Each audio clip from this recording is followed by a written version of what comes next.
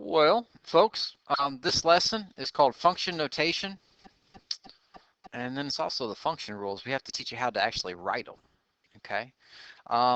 It looks a little confusing, but once you understand the basics of what they're asking you to do, and you relate it to what you already know, you go, oh, I can do that. So let's go through and let's just read it carefully and figure out the terminology, the vocab, and then I'll show you how to do the evaluating, and then I'll show you how to write the function rule. Piece of cake. All right? Linear functions are basically the same as linear what? Equations. Well, you know all about linear equations. You graphed the equations. You wrote the slope and the y-intercept for the equations. You took a standard form and you turned it into slope-intercept form. You looked at a graph line, you wrote out the equation. You know all about linear equations. They're straight lines, right?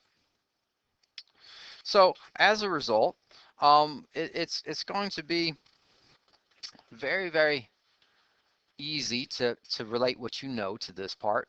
I would take a little bit of color right here and I would say, look, you know, the important info, the slope-intercept form of an equation, that's what we call the function rule.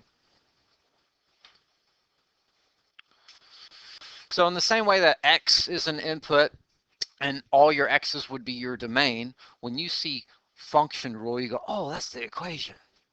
I know what that is. That's the equation. So function rule, that's the equation. So this is topic one. We really don't do anything here. What I'm doing here is I'm going to be introducing to you the terminology. So that way when you see it, you go, I know what that is. Topic one, how do you write a function rule? What's a function rule, guys? How do you write a equation in function notation? Well, you're already familiar with the graphing equations like y equals 3x plus 4. No problem. But how can you make this equation in function notation? Function notation takes the, and this is the issue right here. You can go ahead and put a little bit of color here. I left this out accidentally, but it kind of works out great because this is the part I want to put this in here. I left out the what? Y. So function notation takes the y out and replaces it with an f parentheses x parentheses. So do you see this y right here? Well, we take the y out and we just put the f parentheses x parentheses, which is kind of crazy looking, but you get used to it. But the other thing is I guess I should teach you how to say f parentheses x parentheses because that's kind of a mouthful, right? So what we do is we take a look at this next little line and it tells you f parentheses x parentheses is called f, so you take the outside letter f and you say the word of, and you say whatever's inside the parentheses, f of x. Okay. So when we come down here to topic 2 and it says how do we evaluate a function, they're going to give us some weird stuff on here. And it looks like this. See that right there? Well, functions are a very special relationship. How many outputs is an input allowed to have? 1. Or we could say, how many y's is an x allowed to have? 1. Remember how we talked about their relationships and they have to stay together or the function, you know, the relationship's not going to function?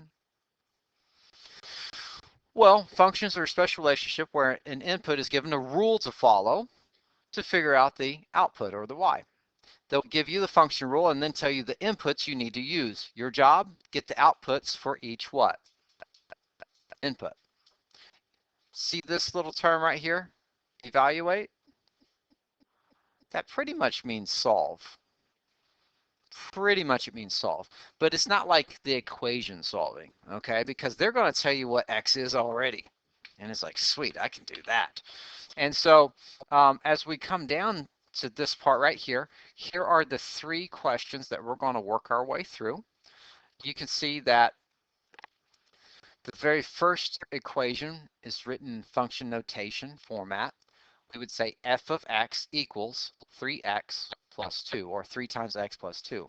And it's sitting right there. Hey guys, what letter did the f of x replace? It just replaced the y. And remember, they're going to give you the x and they want you to get the y. Or they're going to give you the input and you have to get the output. It's a function. The rule is the equation, okay? Now the f of x looks funny and weird, but it's nothing too strenuous. Could you take your pencil and just do me a little favor right here? It says find the value of, and scratch this out right here. Put an f and then in parentheses 3. What that means is could you please find out what f of 3 is? Oh, what did 3 replace? The x? That means could you please, wherever you see an x into the function rule, drop in 3 and just figure it out.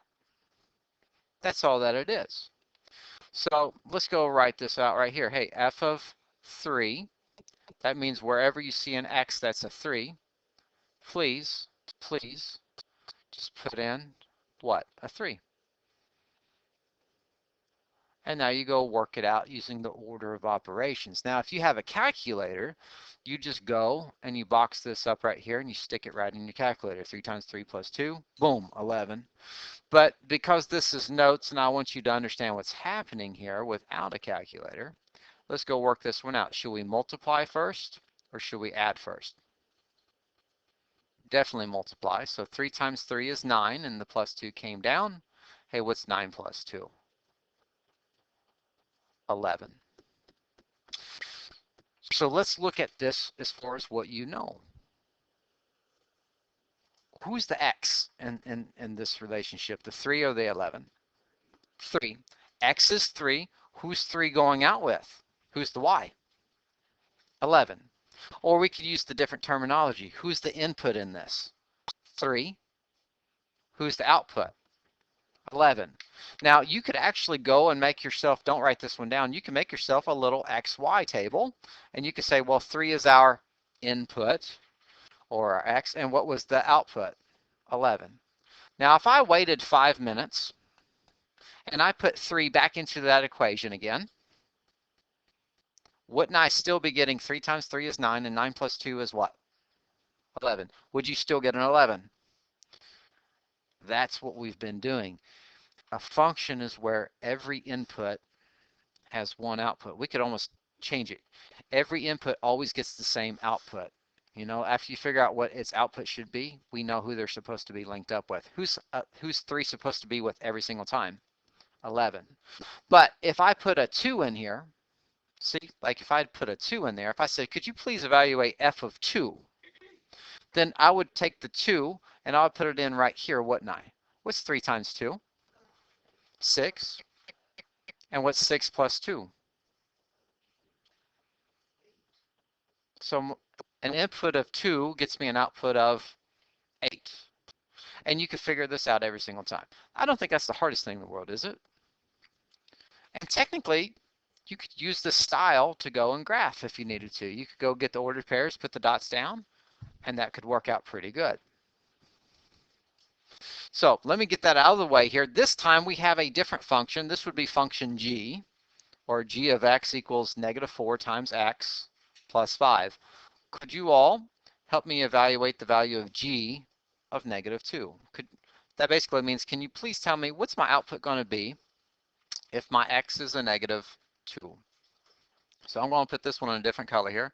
G of -2 would equal -4 times -2 plus 5. And then we just work our way through. -4 times -2 is +8. What's +8 plus 5? 13. So an input of -2 in the separate different function that's totally different gets me a output of 13. Okay.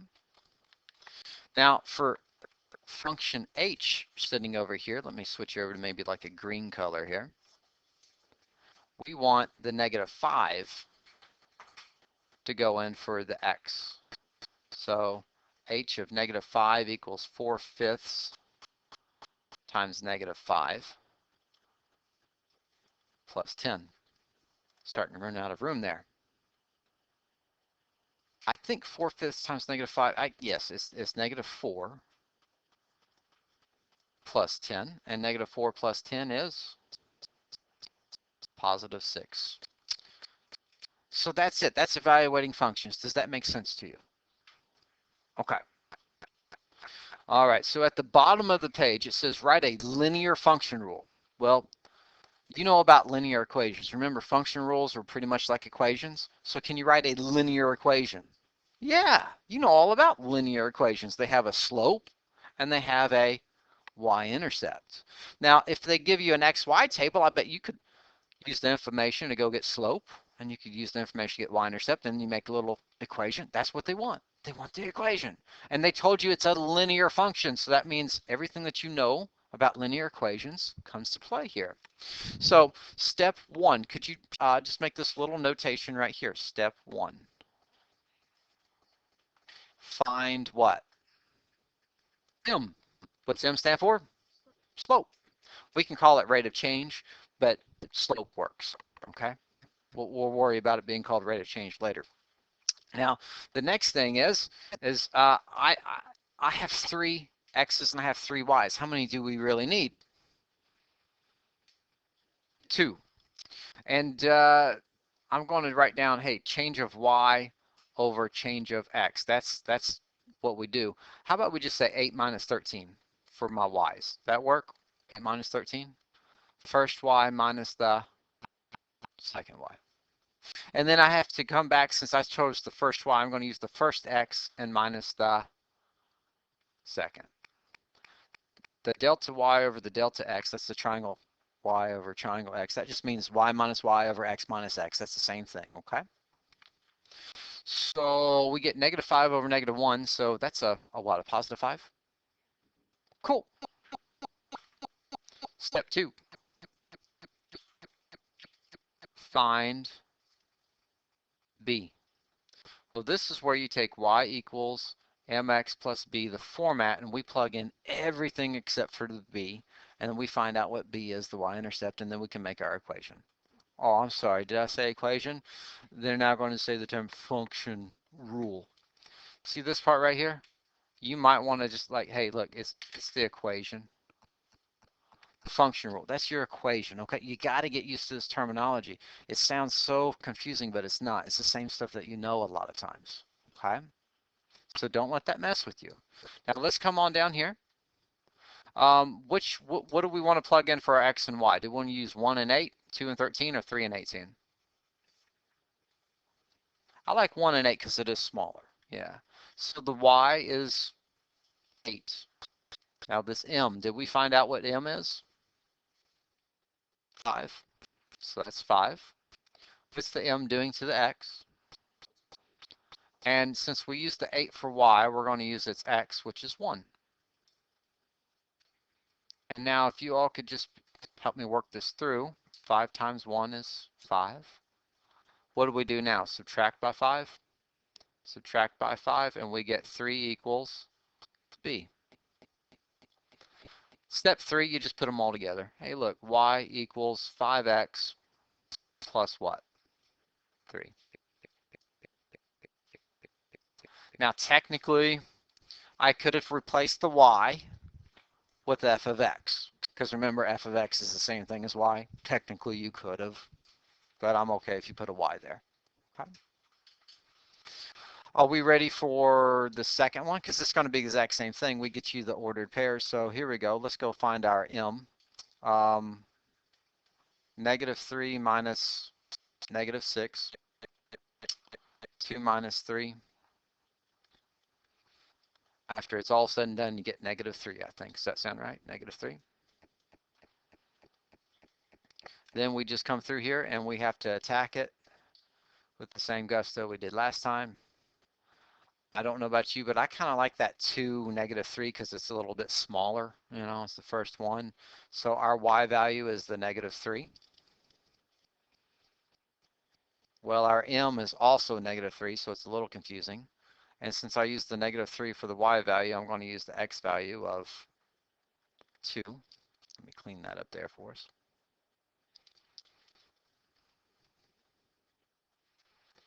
Do a little bit of the multiplication. We get negative 6. We can add 6 to both sides then, and we get positive 3 equals b.